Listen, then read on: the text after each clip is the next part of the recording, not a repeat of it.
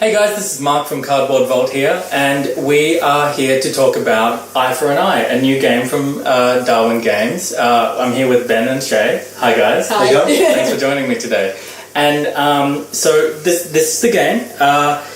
Tell us a bit about the game. What are we looking at here? So this is Eye for an Eye, and it's a real-time skirmish game. So played to a soundtrack. So each round's about 5 minutes.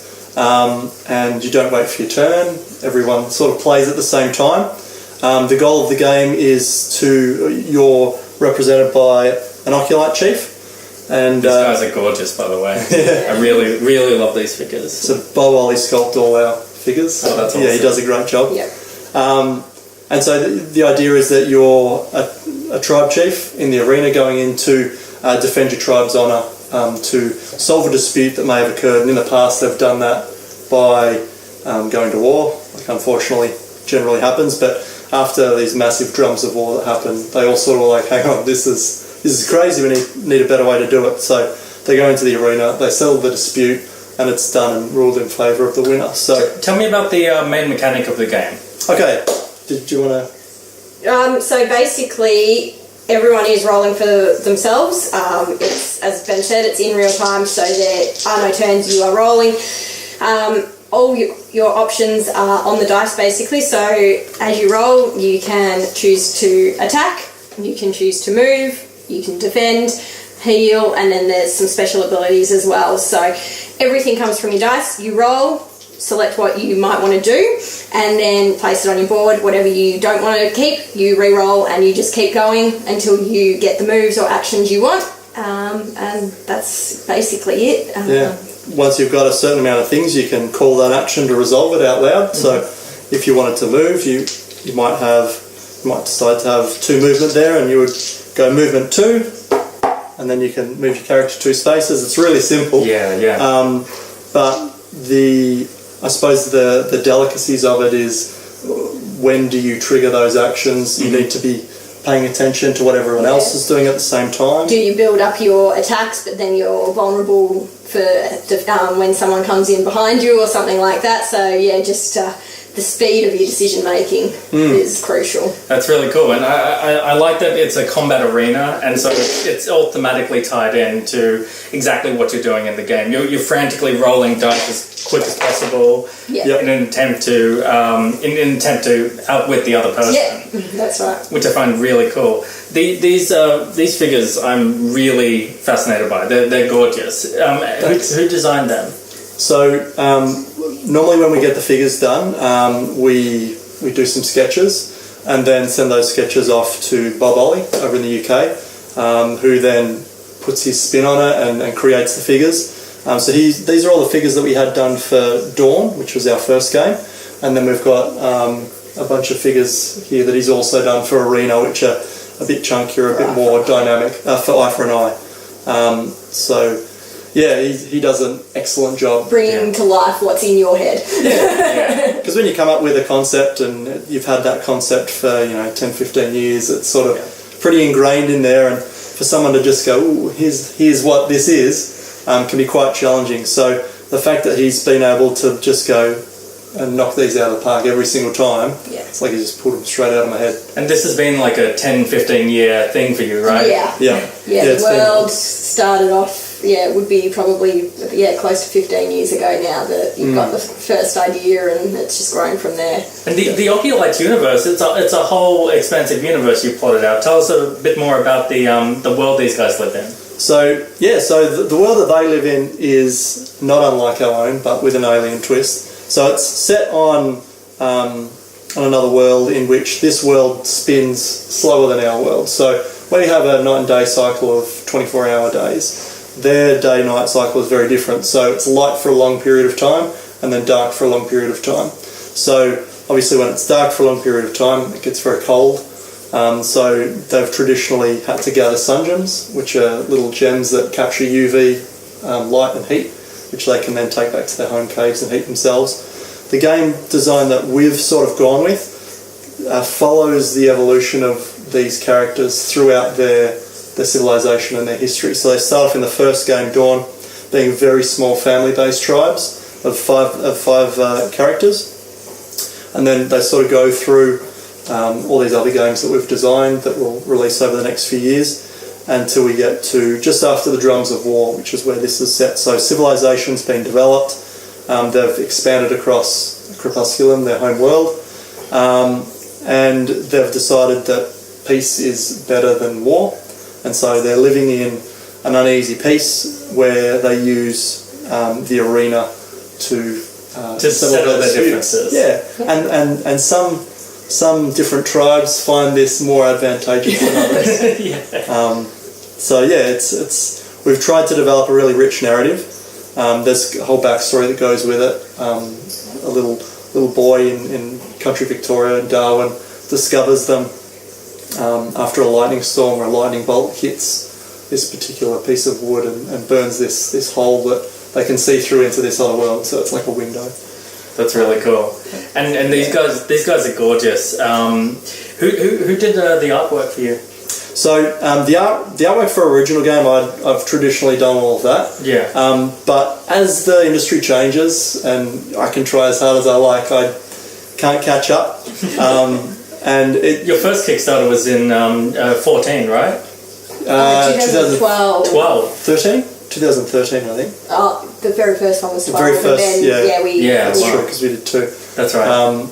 And so at that point in time, when we did that with Eagle Griffin, and they were like, oh, we want you to illustrate, it's your world, we want you to do the art so you can get your ideas and the whole concept across. And so we did that, and I'm really proud of what we did there. But coming into these more modern eras, and that the artwork needs to pop. And so we looked for someone that would be able to do what Bob did and sort of tease out what the concept was and put it on paper. And we came across the Miko. We'd seen his stuff with the Valeria series and the North Sea series, and we're just like, his style's really engaging. Yeah. It could really suit. And he did Viral as well. A lot of this artwork reminds me of Viral. Yeah.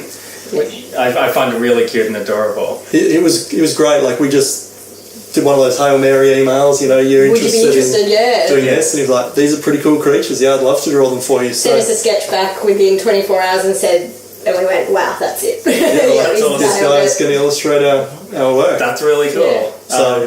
And he's been awesome to work with. So. Yeah, absolutely. You've made this game that's really adorable. It's cute, and I feel like it's something that kids as well could play.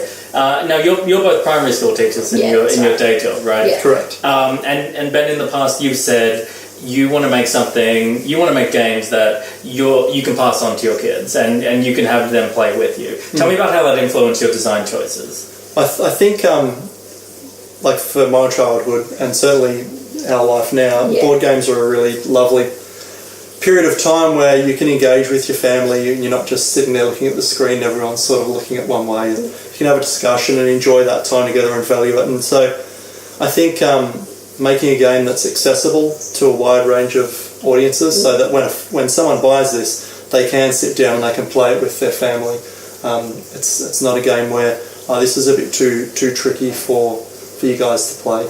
You can level it, so you don't need to use all the tribal ability cards to start off with. You can just use the basic stuff, roll and move and take the actions and keep it as simple as you want. Yeah, you're essentially worried about 3 different actions if you play at the base level, so it's very accessible. But it's scalable as well. Correct. Most definitely. Yeah. So you can add the complexity and that depth if you really do want it. That's right. And as our son Leo at the moment, he plays with the 3 basic actions, but he sees us playing with the next level up and he's asking about it and watching and all of that sort of thing. So we know that over time he'll pick that up and he'll be able to then join in, which is great. That's really cool. We've got the game in front of us. Could you run us through how we actually play it? Sure. Okay, so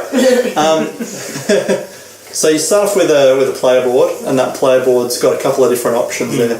So for the demonstration, we'll just worry about a couple of them. So the one down the bottom here, so you've got like a movement area. Yes. You've got an attack area, which is your spears, your defense area, which is your shields, and healing, which we won't worry too much about now. But essentially what you're going to do is you're going to roll the dice as fast as you can, and at any point in time you can take any of those dice and allocate them to places on your board. So I can allocate some spears to the attack, I can allocate movement to the feats of movement. I can keep rolling as fast as I want, and this is weird doing it upside down. And then at any point in time I can call out any of those actions to resolve. I don't have to wait for anyone else. So we go movement 1, move it, I take the dice off, and I can continue to roll those dice. And it's back in your pool where you can now allocate it to other... Again, yeah. Yeah. Correct, yeah. So your facing is important, so you can see the 3 spaces in front of you. You can't see the 3 spaces behind you. So if, for example, these guys ended up being next to each other, and I called out Spear Thrust 2, which is his attack on Hydrus. So he has the option of, she has the option, sorry, yes. Hydrus is a girl, of defending if she has shields there.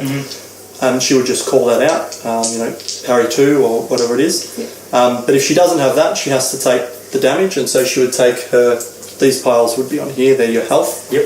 And so she would take those and she would put them in my cup. They're now victory points for me. Okay, great. If she was facing the other way, she can't see that attack coming, so she can't block it even if she has shields. And then, so once I've done that, I take my dice back, they go back into the pool, and I can continue to roll. And it's just a beautiful dance around the arena as people try and get the advantage and move away. And is it timed or until health runs out? So there's a soundtrack that runs for between 4.5 and 5 minutes, depending on the soundtrack. Yeah. Once that soundtrack ends, the game is over. But if someone loses all their health, so generally the Oculites start with 15 health, but there are variations for the characters. Once you've run out of health, you're out of the game, and that character would be placed next to the player board to count as extra victory points. I've heard the soundtrack actually at PAX Oz, and it's all very Aussie inspired, right? Very much. There's a lot of didgeridoos and kookaburras, and I'm half expecting a Bunnings like sausage sizzle thrown in there at some point. And it sounds really cool. So it comes in as an app. It probably that will depend. Apps are pretty expensive to develop, and we'd rather sort of put that money into ensuring that the components are high quality, and also ensuring that we can get as many characters in as possible, because all the characters are quite unique and they play very differently. So we're all about making sure we have lots of options for the people. But they'll be available for download. They'll Absolutely. be definitely available for download. Yeah. That's really cool. Yeah. Is there anything that you'd like to tell people about the game which I haven't covered? I guess a lot of it comes from showing it. Yeah. So I think until we can talk about it, but until you've played it and seen it being played, that's when you get the full experience. And really when you play it yourself, because I mean we designed it with a frame of thought of, you know what, like the storyline that we went with the Oculites, it got us to a point where it required this sort of thing where you would do like a gladiator style arena combat, and so that sort of wrote itself in terms of where we were going. But then we sort of thought, and when we originally designed the game, it was you had a pool of stamina that you spent over time, and it took a long time. It's probably 40 minutes for a game, and you're like, I think we sat there one day, we're like, that's not what an arena combat would be like. If you were a gladiator, it would be like, oh my god, I'm in an arena, I'm going to be killed. So like, everyone for themselves, there's no time, you've got to think quick, on your feet, all of that. And so I was like, it has to be real time. No one's done it before. Let's do a gladiator game as a real time game. And so when you hit, you can't do anything else until you put that damage in the other person's cup, reflecting, you would reel back if you were hit, and there's that tenseness and excitement of like, oh my gosh. So the thrill of actually being in that moment. Yeah. Well, that's really exciting, and it's going to be really exciting to get it onto people's tables. So we're looking forward to seeing it on Kickstarter soon. Thanks. Thanks for joining us, everyone. This has been Eye for an Eye. This is Shay, this is Ben, and I'm Mark. And we'll see you soon.